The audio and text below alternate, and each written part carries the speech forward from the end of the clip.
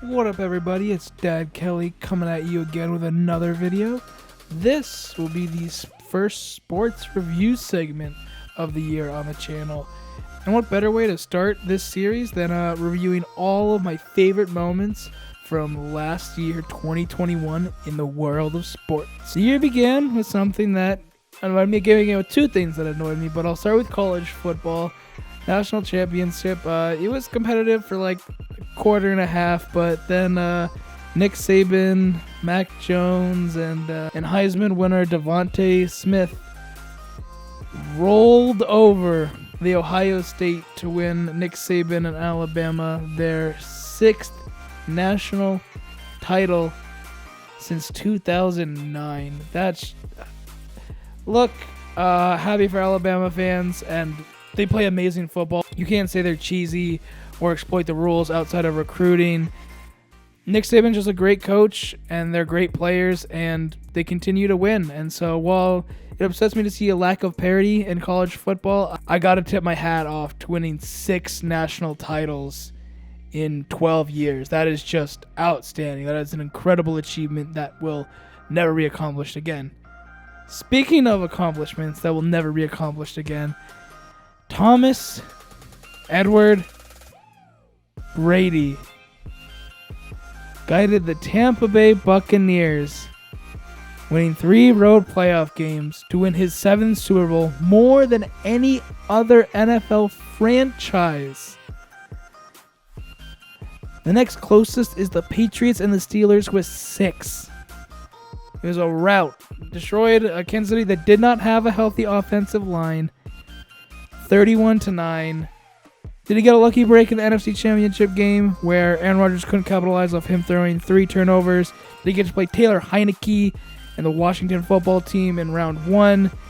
Was he losing and playing horribly against the Saints like he did in the regular season in the playoffs until a very old and past his prime Drew Brees threw multiple interceptions and more turnovers, and that basically just handed Tampa Bay the end of the game? Yes, that all did happen. I hate to say his name, but I agree with Barry McCockiner and Rob Parker that Tom Brady is the luckiest of all time, but with 7 titles, you still got to give it to him. That is something that absolutely will never be done again. Next, college basketball. I want to talk about the women's tournament first. Obviously, Stanford Cardinals winning the title against Arizona, but I want to talk about their Final Four matchup against the Gamecocks, where it was an amazing conclusion. 2 missed buzzer beaters by the Gamecocks. Just incredible. Men's, women's, college, professional. It was just one of the best ends to a game of basketball I've ever seen. It's one of my favorite sports, and that'll definitely be one of my favorite moments. And bit sad on the men's side. I was kind of rooting for Gonzaga. It would have been amazing to see for the first time. I think it would have been 50 years. I think it was 71, 74, the last time a team in college basketball won the championship going undefeated. Gonzaga was close, but Baylor, just a much better defensive team. Stalwarts at the end take home the men's NCAA championship game. 2 things with golf. First, sorry if I butcher your name. I apologize, but Hideki Matsuyama, I believe, wins the Masters. He's the first Japanese-born and first Asian-born golfer to ever win the Masters tournament. Phil Mickelson, at the age of 50, is the oldest golfer to ever win the PGA Tour Championship. Obviously, Tom Brady and LeBron James have both been breaking a bunch of age records with modern medicine, modern nutrition. The athletes are being able to compete at a high level longer, but seeing someone win a major sporting event, obviously golf, I get it. It's a sport that you can play to a longer age, but still, 50 years old winning the PGA Tour Championship, that is an incredible accomplishment. Shout out to Phil Mickelson. NHL. The Tampa Bay Lightning win back-to-back Stanley Cups. I don't have a lot to say about this. I'll admit I am not the biggest hockey guy, but, whenever a team wins back-to-back championships, it's a big deal, especially when, the Buccaneers won. Shout outs to the city of Tampa. For a long time, it felt like sports were not necessarily going your way, but you guys had a big year in 2021. So happy for all the fans, all the loyal fans in Tampa that stayed loyal to their teams that finally got rewarded.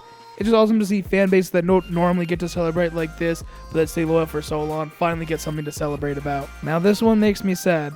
Even though basketball is my favorite sport, as an Arizona native, I root for my Phoenix Suns, and they were amazing this year. Better than even I predicted them to be. I thought they would make it to the second round of the playoffs. I did not think they would make it all the way to the finals, let alone be up 2-0 in the finals. But Giannis looking absolutely like a top 20 player of all time, easy. One of the greatest closeout games in Game 6 in finals history. Sends my Phoenix Suns home packing. But as sad as that made me, congratulations to the Bucks and Giannis. Giannis bucking the trend, no pun intended, of not leaving to go to a super team, winning with a team that drafted him. Amazing stuff. That'll be great for the league going forward. Make people more loyal to small markets. I think that's a great thing. But last thing I want to say on the NBA title, let's show the Valley Oop one more time, because even though we didn't win the whole title, I'm still very proud of my Phoenix Suns and what they accomplished this year.